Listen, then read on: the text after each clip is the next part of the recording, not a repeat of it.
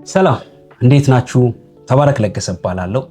ዛሬ ይሄ የመጀመሪያ ኤፒሶዳችን ነው። በዚህ ኤፒሶዳችን ላይ ደግሞ ስለ አንድ ሐሳብ አንስተን እንድንነጋገር ነው የመጣሁት።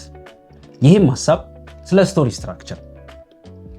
ስቶሪ ቴለር ከሆናችሁ ወይም ደግሞ ስክሪፕት ራይተር ወይም ጸሐፊያን ከሆናችሁ ይሄ ለእናንተ ነው። ስቶሪ ስትራክቸር ስንል ምን ማለታችን ነው? አንድ ስቶሪ ቴለር አንድን ስቶሪ ወይም ደግሞ አንድን ታሪክ ለመገንባት ምን አይነት መንገዶችን መከተል አለበት? ሲጀመር ራሱ ስቶሪ ስትራክቸር ማለት ምን ማለት ነው? ስለ እነዚህ ነገሮች ጥቂት ለመነጋገር እንሞክራለን። አንድ የፊልም ታሪክ የሚጀምረው ከኮንሰፕት ነው ወይም ደግሞ ከመነሻ ሐሳብ ነው። መነሻ ሐሳብ ሳይኖረን ታሪክ የሚባል ነገር አይኖረንም። ምክንያቱም ያቺ መነሻ ሐሳብ ዲቨሎፕ ስትደረግ ታሪክ ትሆናለች እንጂ በራሷ ታሪክ አይደለችም። ብዙ ጊዜ የሆነ ኮንሰፕት ሲኖረን አሪፍ ኮንሰፕት ሊሆን ይችላል ወይም ደግሞ ዊክም ሊሆን ይችላል። ብቻ እሱ ሲኖረን ስናወራ ራሱ ምንድነው አሪፍ የሆነ ታሪክ አለ፣ ስለዚህ እሱን ወደ ፊልም መቀየር ፈልጋለሁ፣ ፊልም መስራት ፈልጋለሁ እንላለን። አንድ ታሪክ ከመሆኑ በፊት ኮንሰፕት ነው። ያ ኮንሰፕት ደግሞ ወደ ታሪክ ለመቀየር መገንባት መቻል አለበት። በፊልም ፕሮሰስ ውስጥ ፕሮዲውሰር የሚባለው ጋይ ኮንሰፕት ያመጣል። ያንን ኮንሰፕት ደግሞ ዲቨሎፕ መደረግ ስላለበት መጀመሪያ ላይ ግን ፖቴንሻሊቲውን ይረዳል። ወደ ፊልም ብቀይረው እንዴት ነው? ፖቴንሻል አለው? ማርኬተብል ነው? ሰዎች ሊያዩት የሚችሉት ነው? ወቅታዊነቱ ምን ይመስላል የሚለውን ነገር ሹር ይሆናል። ከዛ በኋላ ደግሞ ራይተሮች ይቀጥራል። እነዚህ ራይተሮች ደግሞ ይመጡና ያን ኮንሰፕት ስትራክቸር ያስይዛሉ ማለት ነው። እንዴት ነው ስትራክቸር የሚያስይዙት?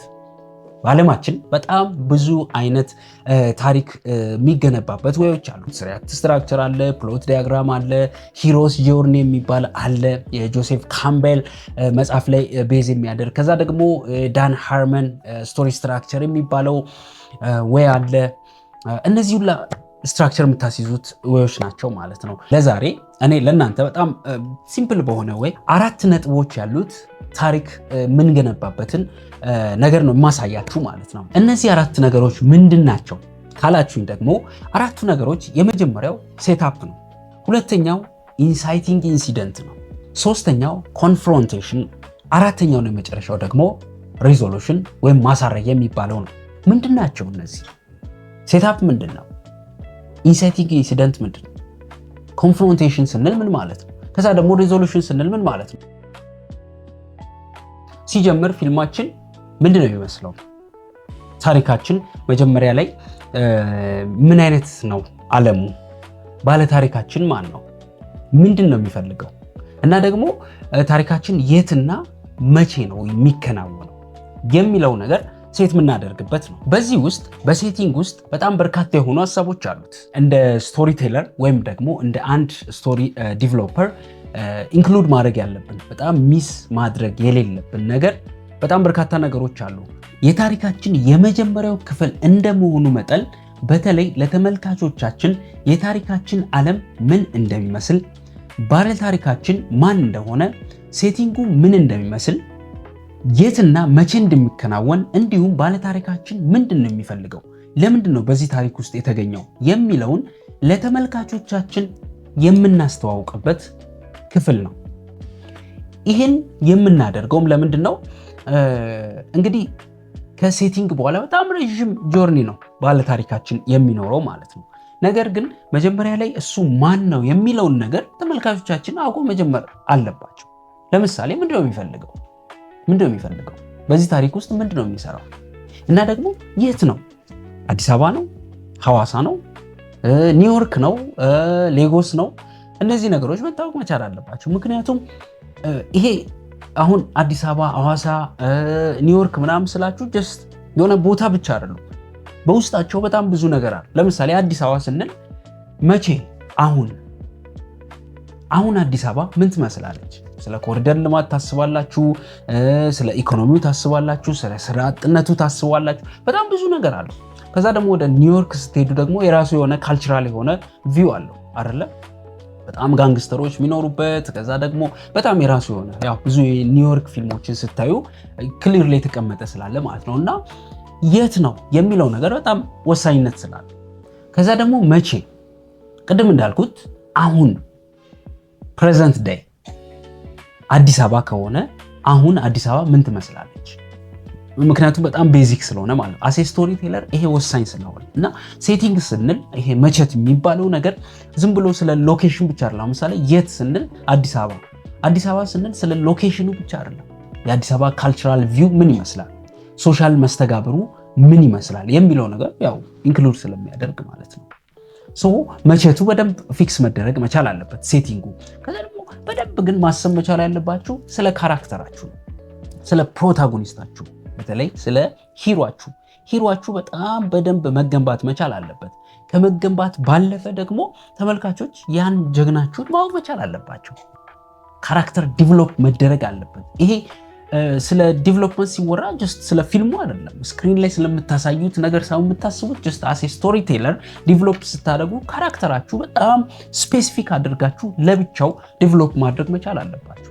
ስቶሪው አለ፣ ነገር ግን ከዛ ስቶሪ ጋር ሊንክ በሚያደርግ መልኩ ግን ካራክተራችሁ ዲቨሎፕ መደረግ መቻል አለበት። ሴታፕ ላይ ያ የተገነባው ካራክተራችሁ ሂሯችሁ ለተመልካች ግልጽ መሆን መቻል አለበት፣ ማወቅ መቻል አለበት። የሚፈልገው ነገር መታወቅ አለበት። የት ነው የሚኖረው፣ ምን አይነት አመለካከት አለው፣ ወርልድ ቪው ምን ይመስላል የሚሉት ነገሮች መታወቅ አለባቸው። ሴታፕ ሲባል ጀስት ኦርዲናሪ ወርልድ የሚባለው ነው አይደለ? ኖርማል ላይፉ የለመደው ላይፉ ምንድን ነው የካራክተራችሁ። ሴታፕ ላይ በጣም ማሰብ መቻል ያለባችሁ ስለ ሴቲንጉ ማሰብ አለባችሁ።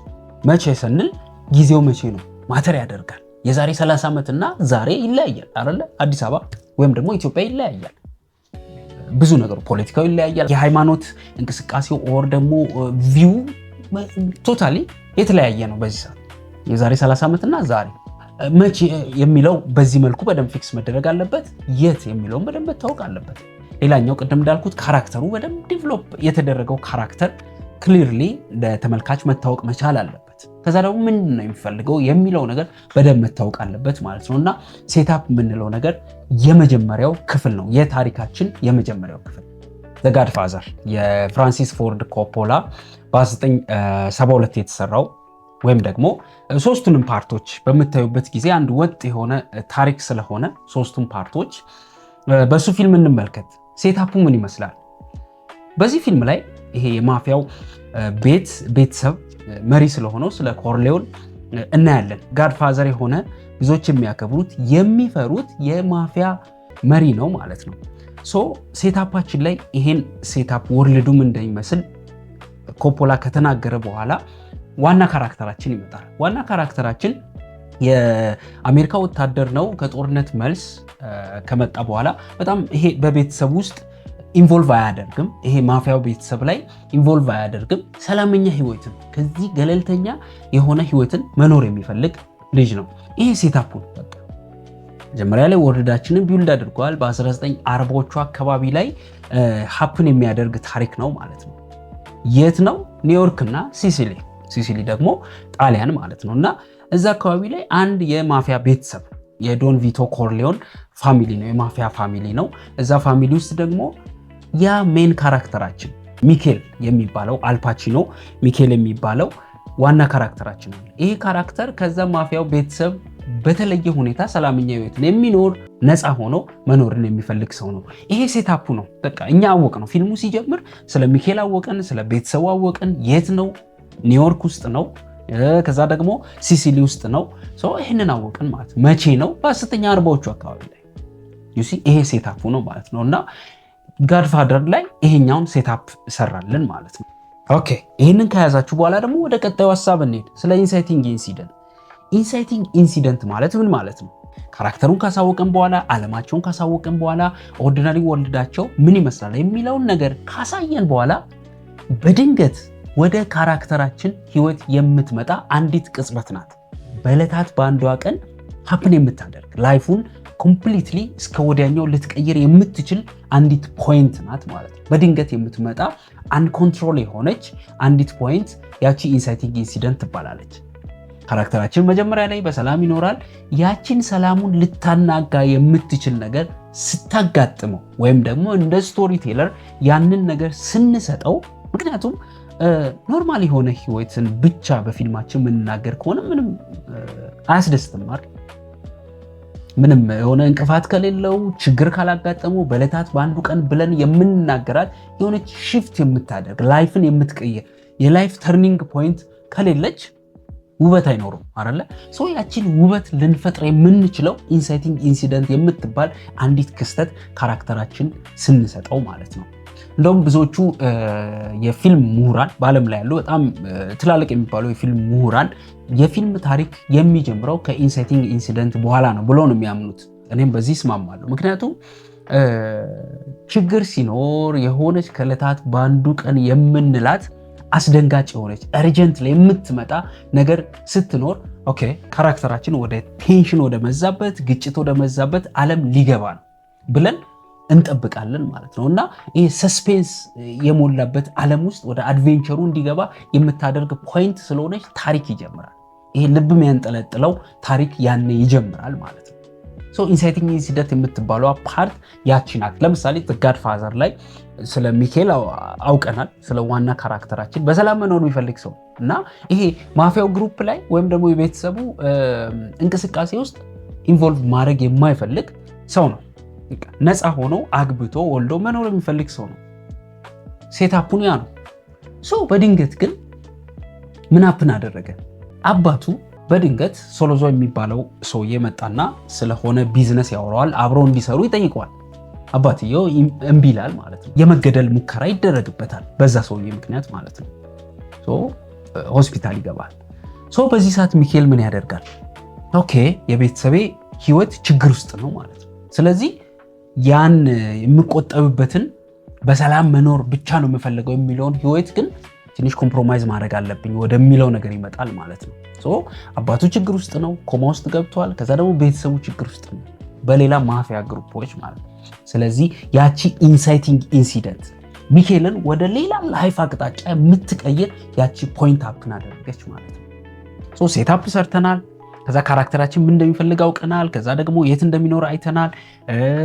እነዚህን ሁላ ከሰራን በኋላ በዕለታት በአንዱ ቀን ግን የሆነ ችግር እንዲያጋጥመው፣ ድንገተኛ የሆነ ችግር እንዲያጋጥመው፣ ኮንትሮል ሊያደርገው የማይችለው አይነት ችግር እንዲያጋጥመው አደረገን ማለት ነው።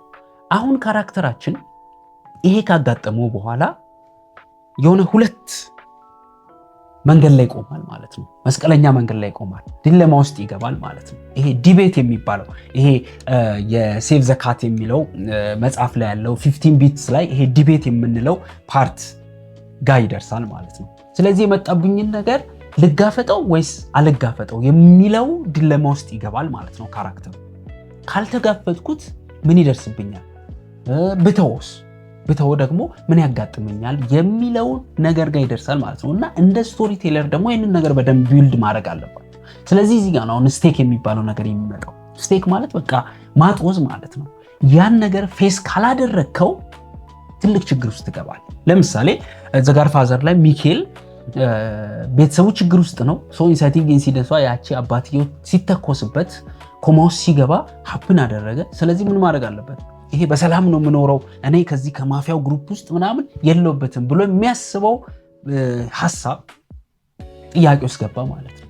ስለዚህ አባቴን ፕሮቴክት ማድረግ አለብኝ ወደሚለው፣ ቤተሰቤን ፕሮቴክት ማድረግ አለብኝ ወደሚለው ጥያቄ ውስጥ ገባ ማለት ነው። ስለዚህ ምን አደረገ? ወደዚህ ቤተሰቡን ወደ መጠበቅ ህይወት ውስጥ ካልገባ ቤተሰቡ ሊጠፋ ነው ማለት ነው። ሊገደል ነው፣ ሪስክ ውስጥ ነው ያለው ማለት ነው። ስለዚህ ራይተሮቹ ምንድነው ያደረጉት? ያን አጦዙት። በቃ ይሄን መንገድ ካልመረጥኩ፣ ቤተሰቤን ወደ መጠበቁ ካልመጣው፣ ይሄ በሰላም ነው የምኖረው የሚለውን ነገር ትቼ ወደዚህ ካልመጣው ቤተሰቤን እስከ ወዲያኛው ላጣ ነው፣ አባቴን እስከ ወዲያኛው ላጣ ነው የሚለው ሐሳብ፣ ጭንቀት በደንብ ውስጡ ላይ እንዲጎላ አደረጉ ራይተሮቹ ማለት ነው። ስለዚህ ተቀበለው ወደ አድቬንቸሩ ገባ ማለት ነው። ስቴክ የሚባለው ነገር ይሄ ነው። አሴ ራይተር ይህን ነገር በደንብ ቢልድ ማድረግ መቻል አለበት። ስቴክ የሚባለው ነገር በደንብ በቃ ማጦዝ አለባችሁ። የሆነ ነገር ሀፕን ያደረገት በዕለታት በአንዱ ቀን ካራክተራችሁ ይሄን ነገር አጋጠመው። ስለዚህ ይሄ ያጋጠመውን ነገር ፌስ ማድረግ መቻል አለበት። ዲለማ ውስጥ ይገባል። ብተውስ ወይም ደግሞ ሚስተር ኤክስ የሚባል አለ። ከዛ ቤተሰቡ ጋር ጠዋት በሰላም ምግብ በልቶ ቁርስ በልቶ ሚስቱን ተሰናብቶ ልጆቹን ተሰናብቶ ቦርሳውን ይዞ ወደ ስራ የሄደ እያለ ድንገት የሆነ ነገር አጋጠመው። የሆነ ነገር ዱብዳ መጣበት። ያቺ ኢንሳይቲንግ ኢንሲደንት ግን ዝም ብሎ ዱብዳ ነገር አይደለችም። ኦር ሪፊውዝ የሚያረጋት ነገር አይደለችም። ሊጋፈጣት የሚችላት መሆን መቻል አለባት። ካልተጋፈጣት ወይ ቤተሰቡን ያጣል ወይ ተስፋ ያደረገውን ነገር ያጣል። እንደዚህ አይነት ነገሮችን ቢልድ መደረግ መቻል አለበት። ሚካኤል እንደዛ ነው የሆነው አይደለ? ሶ ስቴኩን እንደዛ ካደረግን በኋላ ወደ ቀጣዩ ስቴፕ እንሄዳለን። ኮንፍሮንቴሽን የሚባለው ይሄ አክት 2 የሚባለው ማለት ነው። ይሄ የስሪ አክት ስትራክቸር ውስጥ አክት 2 የሚባለው ጋር እንመጣለን። ስለዚህ አክሰፕት ሲያደርግ የመጣበትን ችግር እጋፈጣለሁ ሲል ካራክተራችን ወደ ኮንፍሮንቴሽኑ ገባ ማለት ነው።